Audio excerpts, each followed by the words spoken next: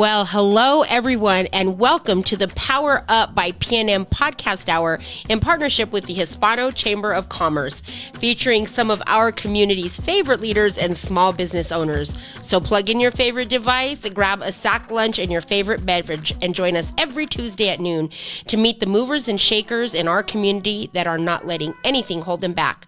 We are here to inspire you to continue to grow and scale your small business venture. Don't forget to call us at 505-842-9003 for all of your PPE supply needs. And for this podcast and any and all other information about the Hispano Chamber of Commerce, visit us at www.ahcnm.org/chamber chat. We'll give you another minute if you are joining us live.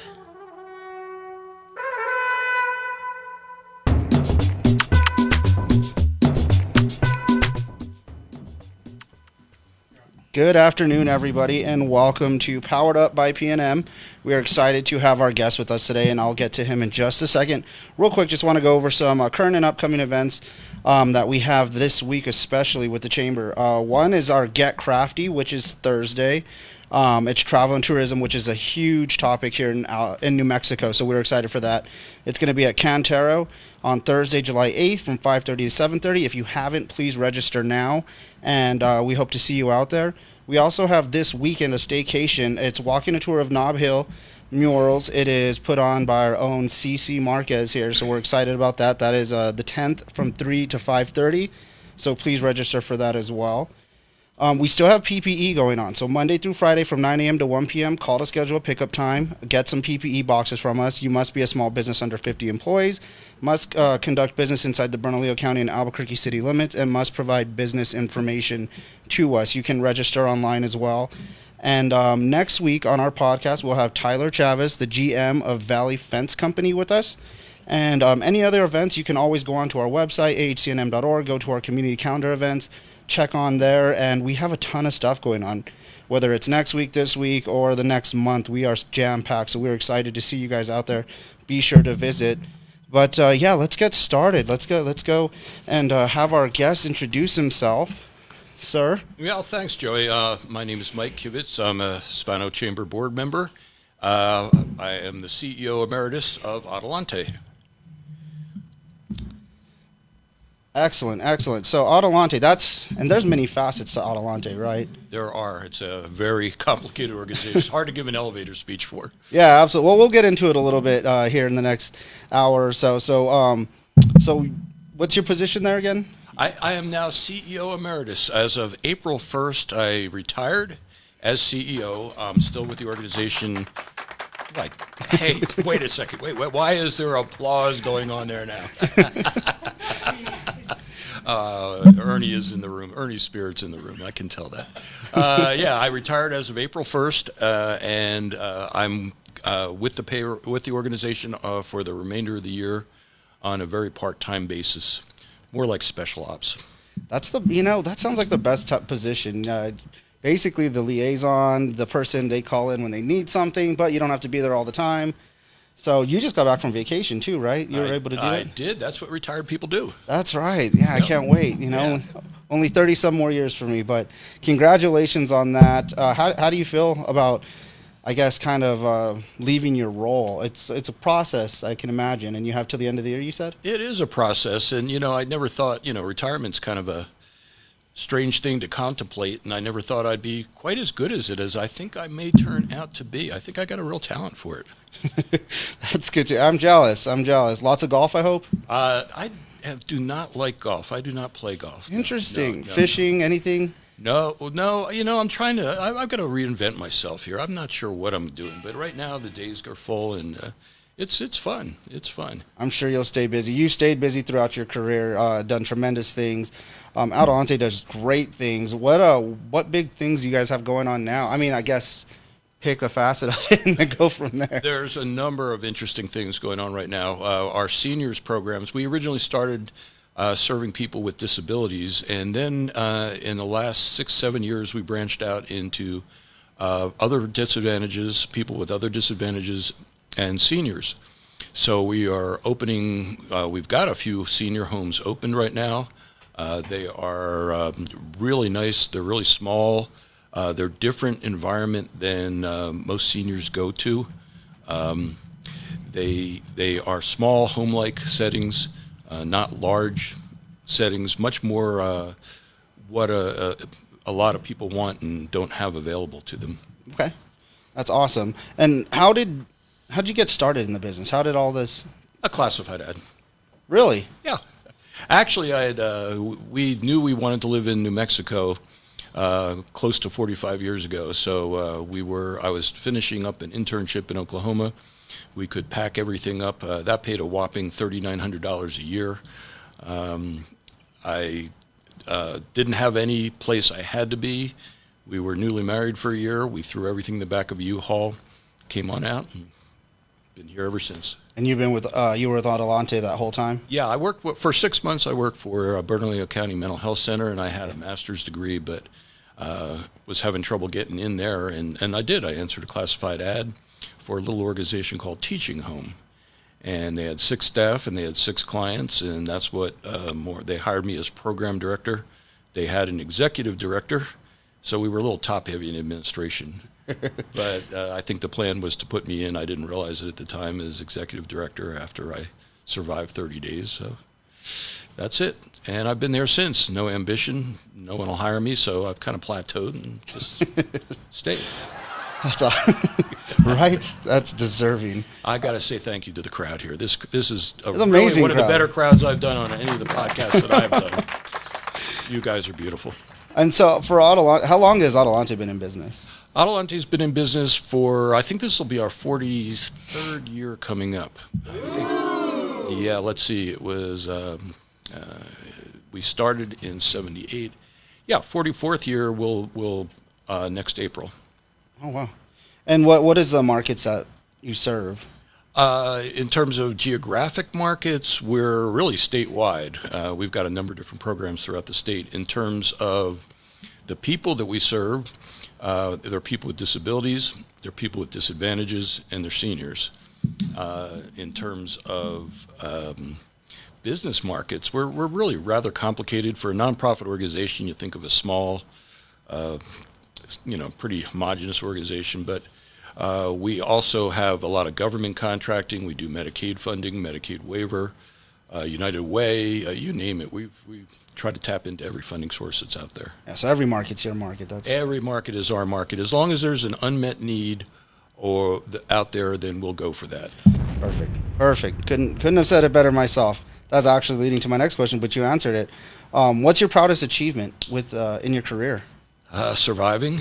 It's, as Ernie and the chamber know, it's not easy being a nonprofit, and you don't have a guaranteed revenue source necessarily, and their staffing is always an issue. But surviving, and we like to say we can't be like a baseball team or a sports team where you have a good year or a bad year, because we're dealing with people's lives. So we want to make sure that we're on our game every year, and we've got people that have really made sure that that's happened. And that was really one of the reasons I decided to retire now, is that we had such a good team in place that I just know good things will happen. It'll be different than when I was there, and that's a good thing too. I'm sure you'll still be involved, though, down the road. I'll still be involved until they throw me out. All right. No, we hear it all the time, too. Yeah, right. As a nonprofit, we go through the same things. I hear that people want to throw me out all the time, too. So. The work never stops. Well, we're glad you're involved with both us and with Adelante. I'm sure they're extremely happy to have you. I doubt they want to let you go. Oh, they're extremely happy to have me gone, too. It's kind of like old fish. You can stick around for a certain amount of time, and then your time has come. Or relatives, it's time to go. Well, that leads us to our next question. I mean, what's the greatest obstacle you guys have had to get through, or you've had to get through? Apparently me. The greatest, there's a lot of different obstacles in here. We have a lot of good people working for the state, but it's a difficult job from the state and for them to manage services, so having consistency there. Staffing right now is a real issue. It's an issue for everyone, but our direct service staff are the heroes of our organization. The people at top like me can get the credit if things go well, but the direct service staff are the ones who make it happen day in and day out, and they do a fabulous job. They really do an incredible job. And right now it's tough to get people between COVID and then payments and all the reasons, if your listeners don't know, they're not paying attention. But we've got people's lives at stake, so it's important. Yeah, let's kind of touch on that for a little bit. So with, I know staffing across the board has been bad for everybody. Just this reopening kind of happened overnight, just like the closing happened overnight.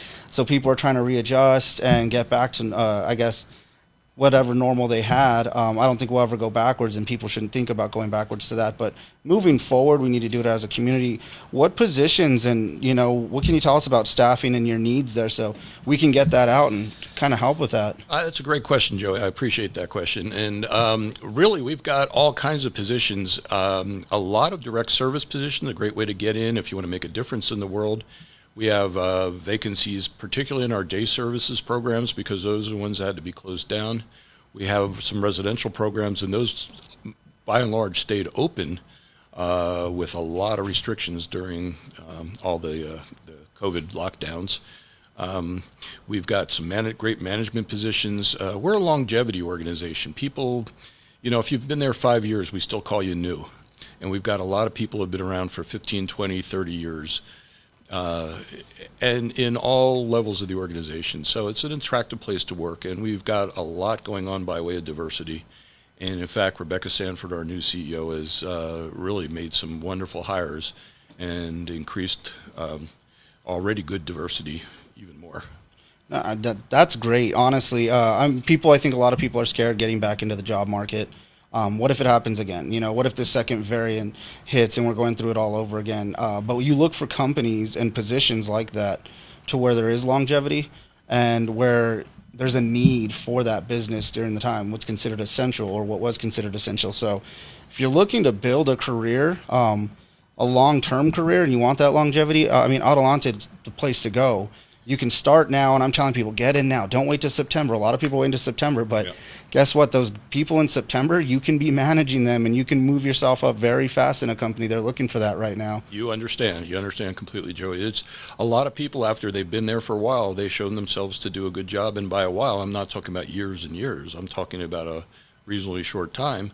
They can find their way into management positions, and that's the punishment we have if you do a good job. I think that's a great punishment. I think it's an accelerated program. People don't understand you can accelerate it within months right now. And if you're not taking advantage of that, there's really no one to blame but yourself at the end. I know there's circumstances out there, childcare, things like that. Me and my girlfriend went through it as well, to where you really have to think and go, man, how do I overcome this? Because it seems like everybody just wants it back overnight. But businesses like yours, organizations like yours and like ours, we're nonprofits. We're used to helping out people. The organization actually works well with families. They understand circumstances, and they're just looking to get you in there and see what you can do and how they can help you going forward. But if you don't mind, is it all across the state you're looking for people, or is it just... There's different areas where we need more or less people. We have, for example, the rest area in Taos. There's 5 different rest areas that we manage for the state. They tend to have 2 or 3 people working there at any one time, so there's not a lot of employment opportunities there. But down in Artesia, we manage the Federal Law Enforcement Training Center, which is down there. We've got 50 or so people in very round numbers working down there, and there's always opportunities for people down there. We've got a lot of senior services down in the Las Cruces area. So there's numbers of things going on throughout the state. Okay. No, that's great. That gives everybody a chance across the state. And if you're looking to relocate, now's a good chance. I think right now everything should be on the table for everybody. If you've gone through what happened during COVID, and we'll talk about that in a second, I don't think families, they should discount any opportunity that's out there. Me and my girlfriend talked about if we get an opportunity somewhere else, why not take it at this point? There's just, you can build in a company, and you're staying within New Mexico, so you're helping out the community. It's a good thing, and if you have trouble in your marriage and you got to get out of town, Artesia's a great place to go hide. Artesia actually is a fun place.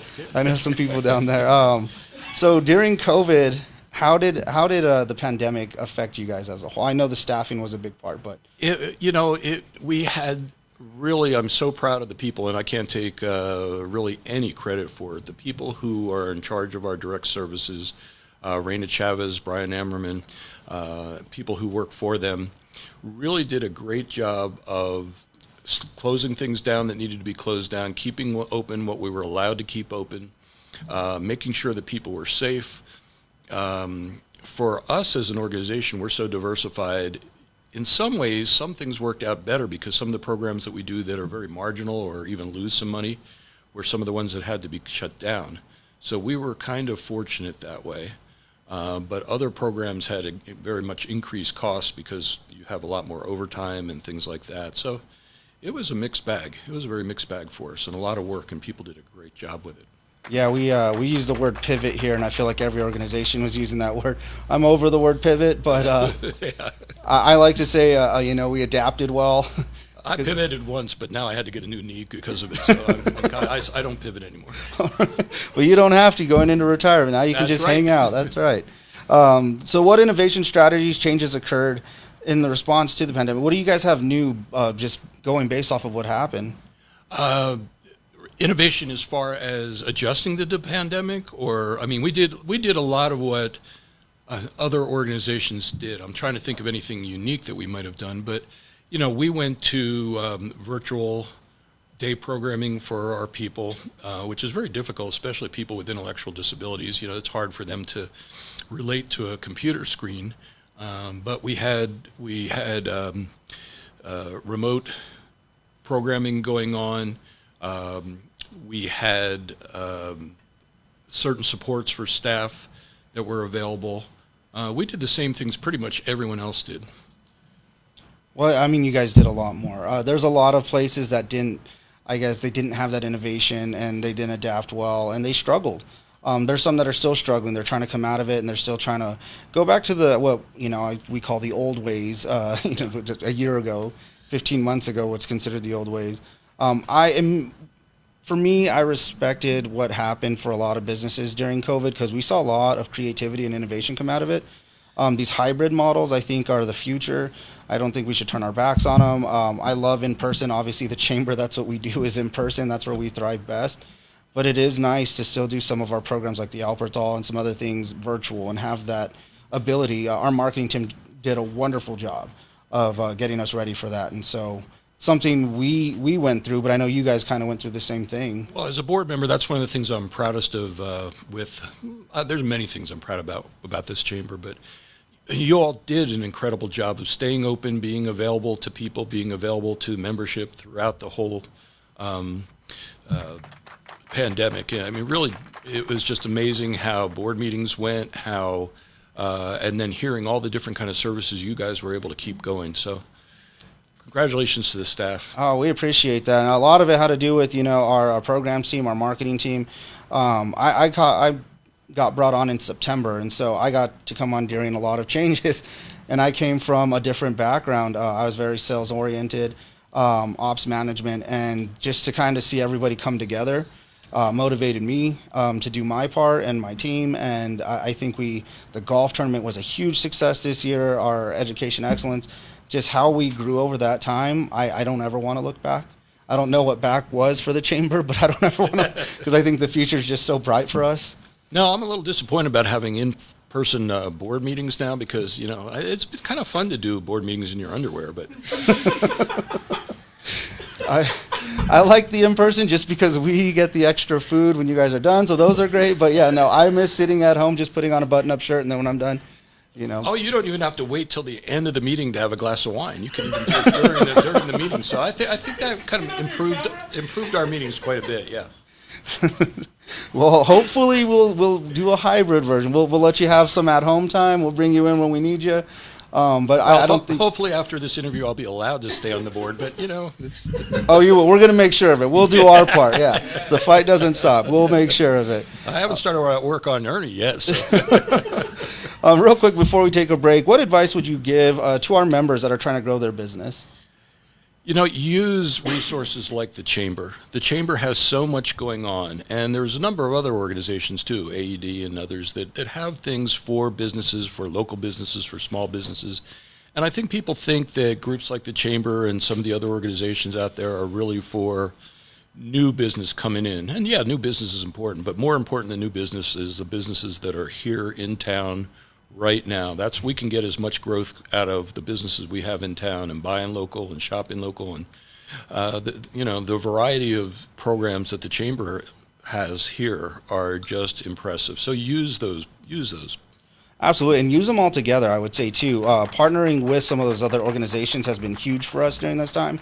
So, yes, definitely use us, get creative, make us work. That's what we want. Make us work so we can help you out. We're going to take a quick break here, and then we will be back in a couple minutes. But, again, It's just like 40 seconds. it's a commercial break, but it is a quick break, and we'll be right back. But thank you again for joining us today.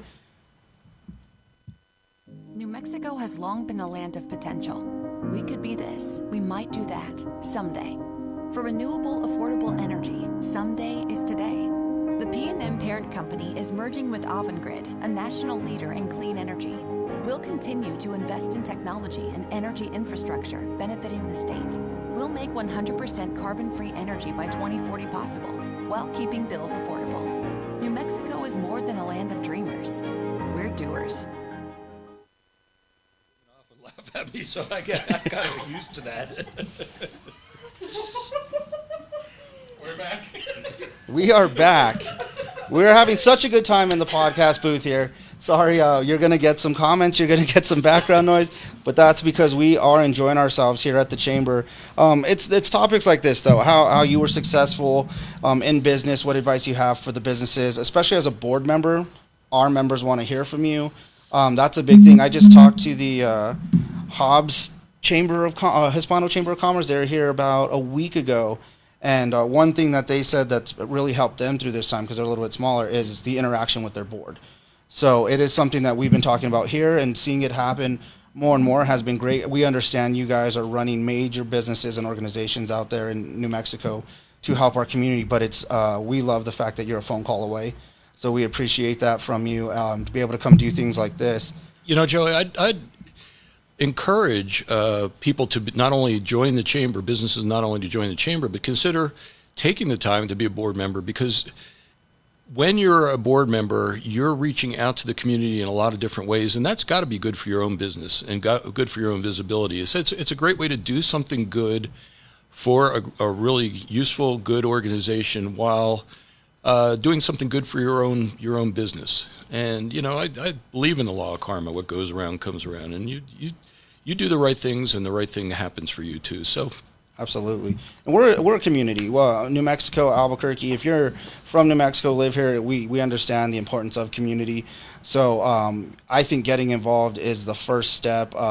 Ultimate goal for anybody, in my opinion, would be to be a board member. Strive to be on this wonderful board. But to get started, just, get acquainted with the Chamber. We have programs coming up. We have committees coming up. Basically, if you have a passion for something, you can join some part of the Chamber and be involved. So that's huge for us, and we're excited for those to kick off this month. I think that's when it's happening, and then all the different networking groups we have, all the stuff that we get to be a part of is wonderful. So It is.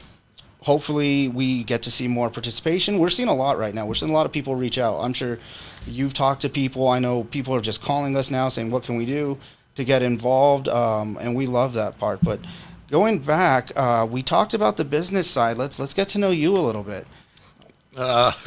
Just a little bit. We'll spend a couple minutes. Why would you want to do that? So where did you grow up, though? Well, I grew up outside of Philadelphia, a suburb of Philadelphia, and pretty much after I was 18, left for college and never came back. But I still have roots there in terms of my mother and all that. But New Mexico is my home. New Mexico, yeah, absolutely. And we appreciate that. I think we hear that story all the time. Doesn't matter where you're from in the country. People come to New Mexico and they don't leave. They, we trap you. Land of entrapment's what we call it. I'm born and raised here, but I can see. I've thought of leaving like every other child who's grown up here. Like, oh, I'm gonna get out, show my parents, and then it's like, I don't want to leave my parents. I don't want to leave. I don't want to leave the food. I don't want to leave my friends. I love it here. I love the weather. Everything that's been going on. We bash ourselves an awful lot here, and we know we bash ourselves an awful lot, but it was really interesting I just got back from a couple weeks on the East Coast, and reading the papers there, it's a lot like the same negativity we say about ourselves here. It's like crime is rampant. And we think here, well, we're the only place where there's crime. Well, they're talking about, in Philly, they were talking about 20 shootings last weekend, and crime is out of control. And I mean, in proportions, it's a bigger city, but in proportions that are greater than what we've got. They talk about, gun violence and education and poverty, all the same issues we hear about ourselves here. And we think, well, it's something about us and maybe we're not good enough. That's not true. It's not true. And, I was in Baltimore. I was reading papers from New York, up and down. It's, everywhere has the same problems, but they don't have good weather. They don't have chili. They don't have the kind of opportunities that we have here.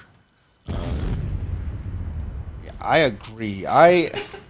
We hear it. I went to New York about a year and a half ago, and I heard kind of the same things. But I feel much safer here than most places I've gone. And maybe it's because I grew up here. I'm a little biased, but I know things happen here. I know that. But I didn't see in our headlines that 14 people were killed, like in Chicago over the holiday weekend. That's a real fear. You're out celebrating 4th of July, and there's 14 deaths and 76 injuries just from shootings, and they don't have a solution for that. I've never worried about that here. Maybe you get that occasion where, a party went too hard and something happened and it's a tragedy, but you pretty much know a lot of the crime here is property crime, car theft, things like that. As far as violent crimes, though, I don't think I've seen that spike to make me go, I need to move. No.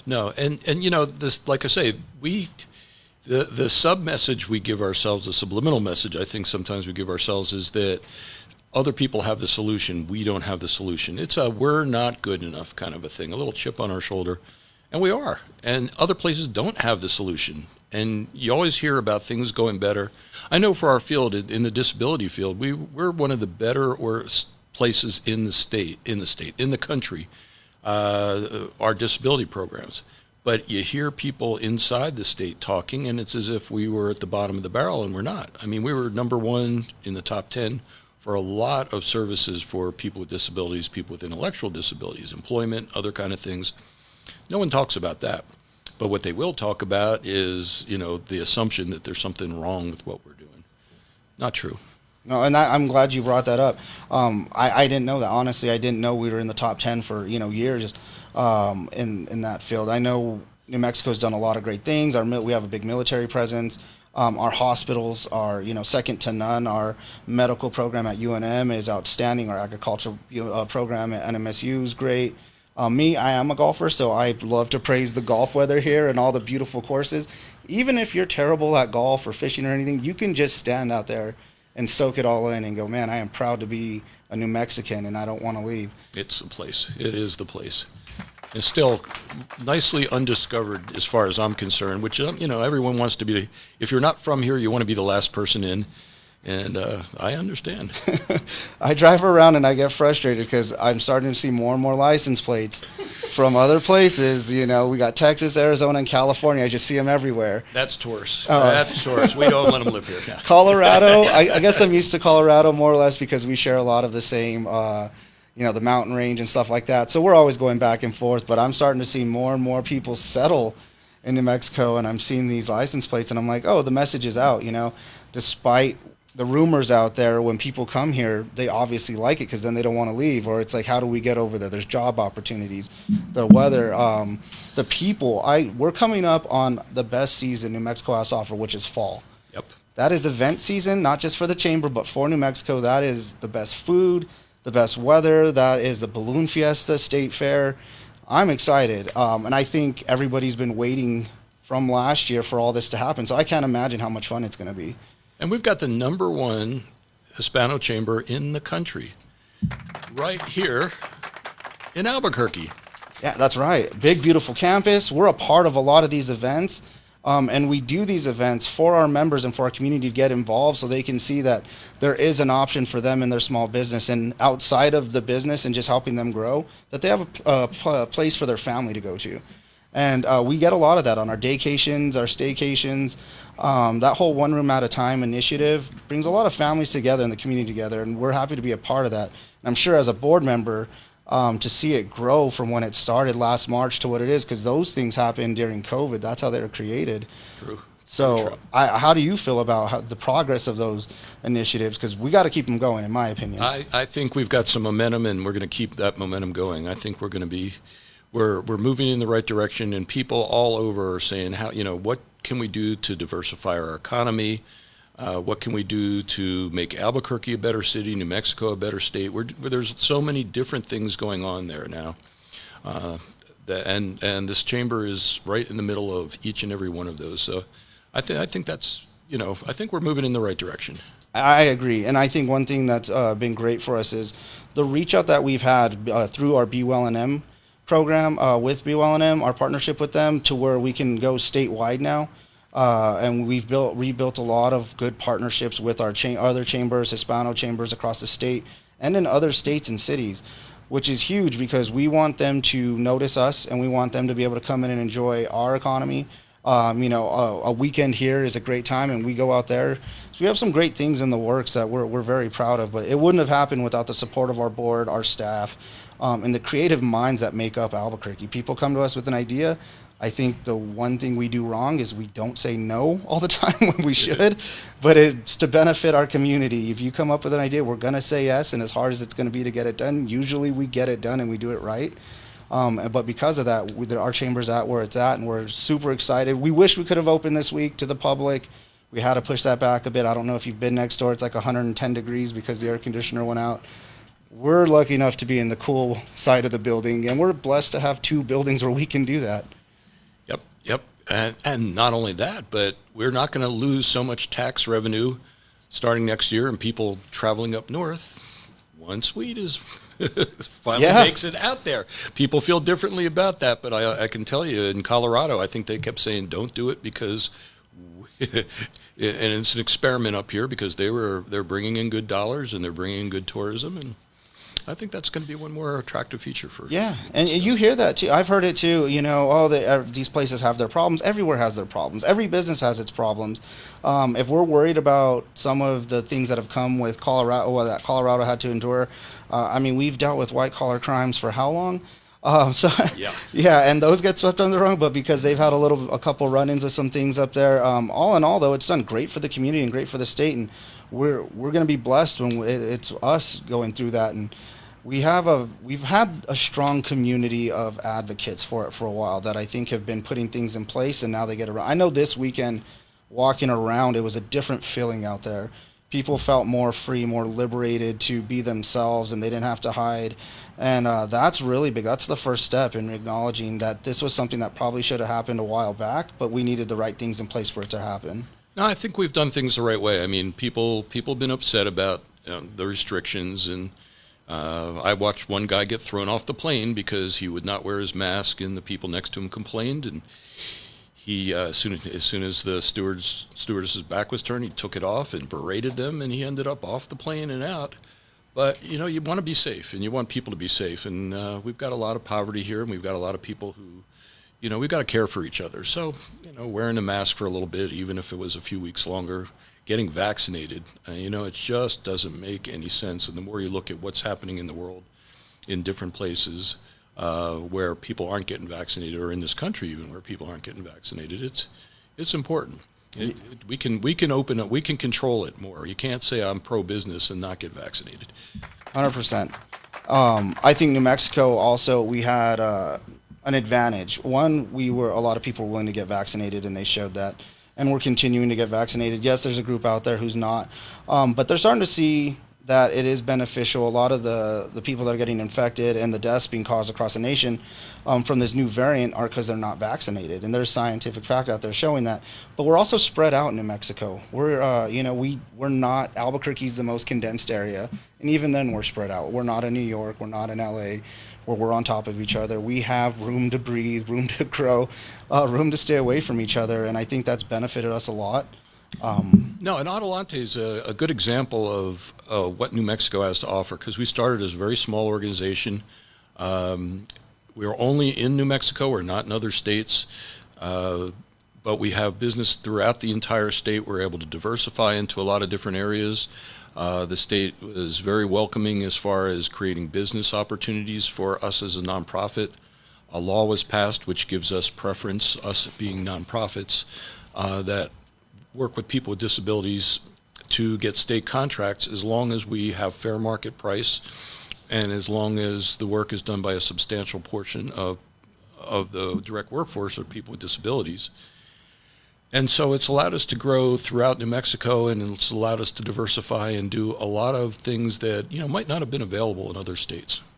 Absolutely. And you've got the best. You've had we talked about it before, the best of both worlds between Adelante being a 501c3 and a nonprofit and doing everything they do, and then being a board member of the chamber. We're a lot of the same initiatives, creativity and innovation. It lines up with each other. It's very parallel, and you've got to experience it from both sides. So, I love what you just said about Adelante. As far as the chamber, what are you looking forward to the most? We kind of touched on that a little bit. And what advice would you give for anybody from any other states as they come in? We've had some good feedback from, when a Facebook came in, they came to us. But as more businesses come in the film industry, what would you tell them for the chamber to attract them to us? I think just them coming, I don't think it's anything that they need to hear. I think it's what they need to experience. So when people come in from California for the film industry, they fall in love with the state. When people come in from other businesses, Facebook comes in and they start telling their story, that's the most powerful. We're looked at as salespeople here trying to sell a location and a product. But the location and product sells itself. It's a matter of getting people here to see what's going on and to see some opportunities. I agree, and I think that has been one of our biggest talking points when we're talking to potential members is you're coming in from another state, and it's an advantage for us. What you need from us is how to tap into the community, and that's what we do. Yep. We can get you involved in the community, whether it's a business community, programs for your kids, education is huge with us. We do so many different things that I think people don't understand, and they're able to come in and use the chamber, even if it's just one event, and say, you know what, that's something I want to be a part of. Exactly. And so for these people coming in from California, Texas, and these bigger cities, it's a fast way for them to tap into what we're doing, and I think that's going to help us going forward. Before we close here, I do want to give you some time if there's anything you want to say about Adelante and what they're doing or how to get involved there or the chamber. There's a couple programs I'd like to highlight, and some of which we've used to advantage for the chamber. We've got a program called Give ABQ.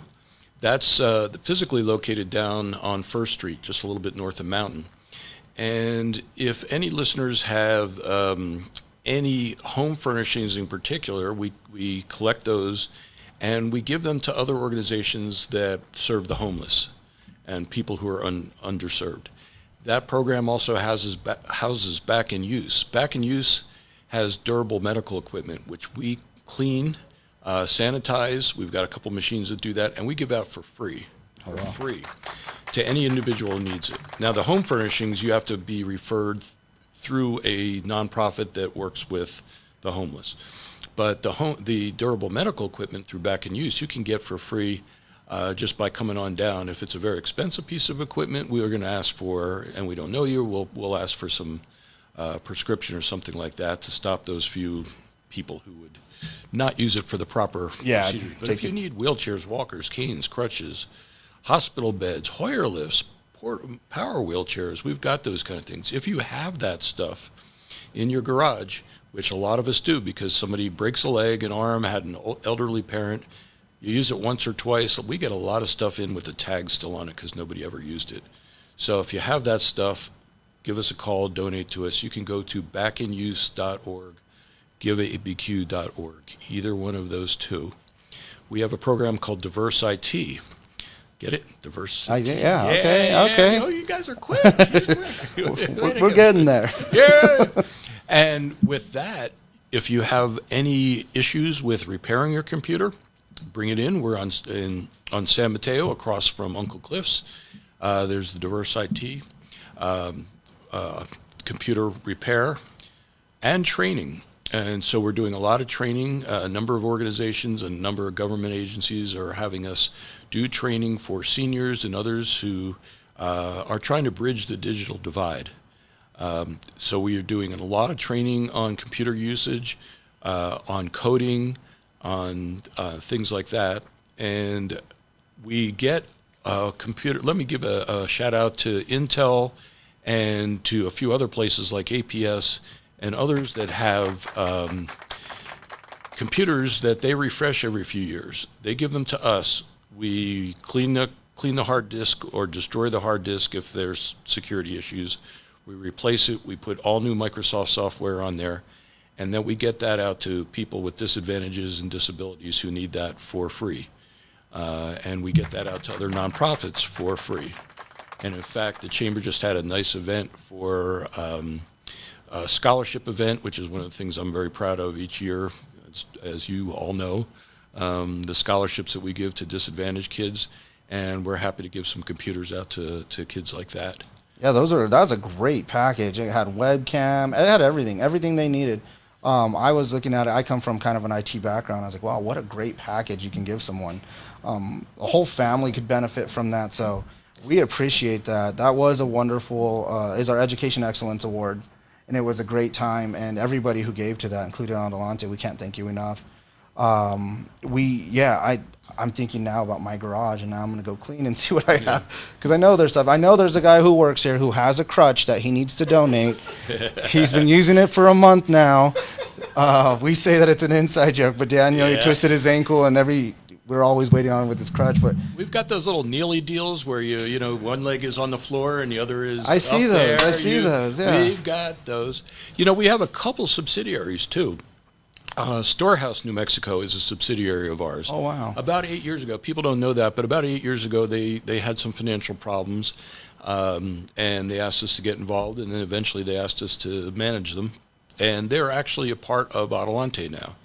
And we're happy that we were able to keep them going. It was a very different kind of thing for us at the time. We work on what's called a social enterprise model, where all nonprofits are businesses. But sometimes there's not, the value proposition isn't easy to see. What is it that you're giving me money for what? Mm-hmm. And we like to earn our own way there, rather than, all the dollars that come in for charitable purposes are charitable and tax deductible, but it's hard to run an organization that way. So you got to have something to offer. And the businesses that we operate bring in revenue that keep us going. Storehouse is different than that. Storehouse, if you don't have the money, you don't have the meals. And we were happy to keep that going. If anyone has a spare $5 million, I'm trying to raise that so that we don't have to keep raising. That would give us a foundation to not have to go for half our revenue. We could still generate the other half reasonably easily. But we're giving out 50, 60,000 people's worth of meals a year. Jeez, wow. Millions of meals. So. No, that's amazing. And anybody, those businesses we're talking about, those Texans, Arizona, and Californians, if you really want to come into the community to be part of it, yep. I'll tell you what, the Storehouse is a great organization. I'm glad that you guys took them over and are helping them do, because we used to volunteer there in my high school, and that was, 15 years ago. Yep. So we were always involved with the Storehouse, and they're not just, they'll take donations, but they'll take volunteers, guys. I can promise you that it's coming to the season, volunteer season, and we need a lot more volunteers, not just at the Storehouse, but everywhere. So any other initiatives you guys have going? Oh, watch out. There's so many different things that we're doing there. Our seniors programs, like I say, if you know of seniors who are looking for a good place to live, a small place where there's 4 or 5 or 6 people living with you in your own, and you have your own bedroom, and it's a home. It's not an institutional type setting. We've got that kind of thing going on. We've got seniors day programs going on.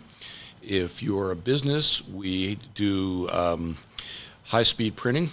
We're doing the high-speed printing for the Human Services Department of the state, a large quantity of theirs. We're sending out 100, 200,000 mailings a week. Incredible numbers of people mailings. Think paper's dying. And people think paper's dying. We do the tax billings for, I'm forgetting the town, a smaller town in southern New Mexico. We've got quite a bit of technological abilities there. We do packaging, we do mailings, we do bulk printing, we do facility maintenance and janitorial. We maintain 150 buildings or so at Kirtland Air Force Base in addition to Artesia. There's just a lot going on. So business services, that's part of the value proposition I'm talking about, social enterprise, where there's the nice thing about that is if we can turn an extra dollar, we can plow that back into nonprofit services that may not have that extra dollar. Yeah, we understand completely where you're coming from, and those are a lot of things. I don't think people understand how big you guys are in those areas you just mentioned. I come from, I worked for Xerox for a while, and we knew about Adelante and the document solutions portion, and you know the Konica Minoltas. If you're local here and you're in printing, you know what Adelante is doing, and it's big things. And it's for businesses that are in need. All businesses have a need, but businesses that are in need tend to go to you, and you're able to help them out.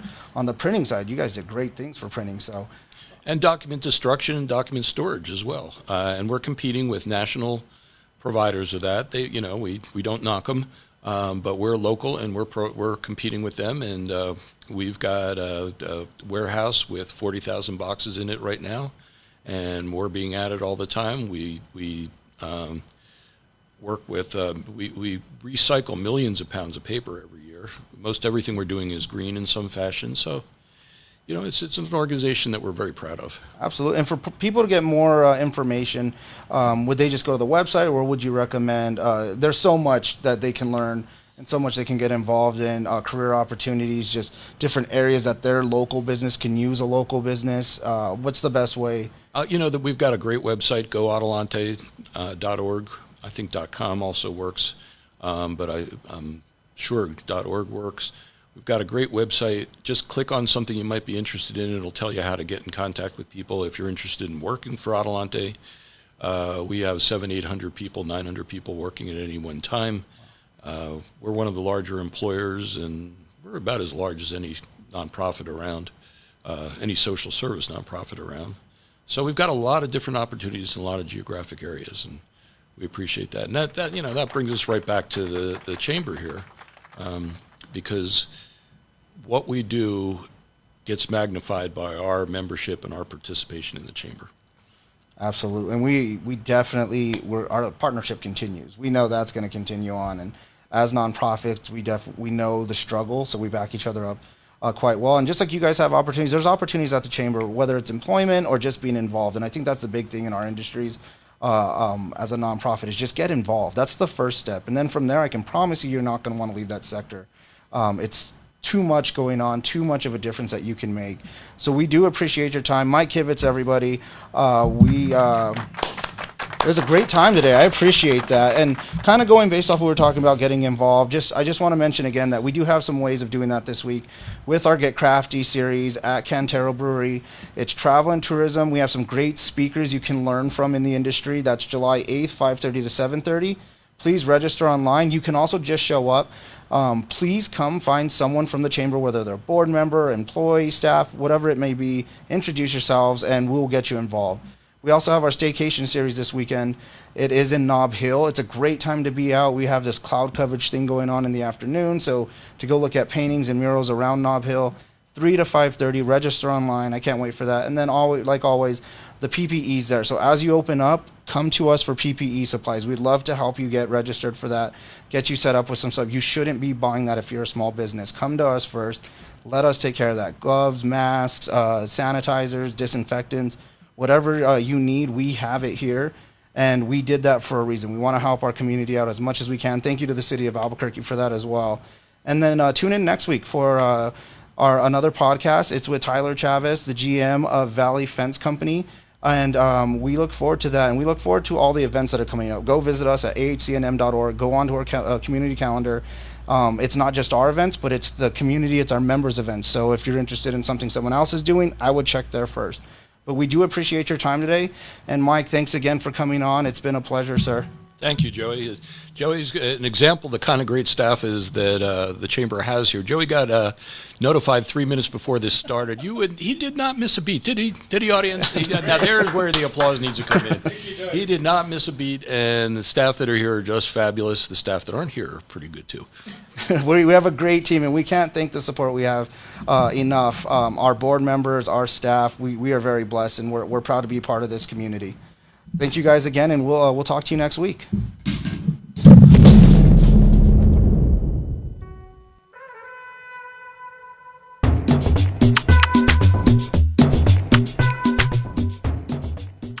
Thank you, everyone, for joining us today for the Power Up by PNM podcast hour in partnership with the Hispano Chamber of Commerce. And again, a big shout out to our sponsor, the folks at PNM, who help keep your businesses energy efficient. Don't forget to join us every Tuesday at noon to hear from those in the community that are moving us forward. And for more information about the Albuquerque Hispano Chamber of Commerce, call us at 842-9003 or visit us online for more information at www.ahcnm.org, and to replay this podcast, add a /chamber chat.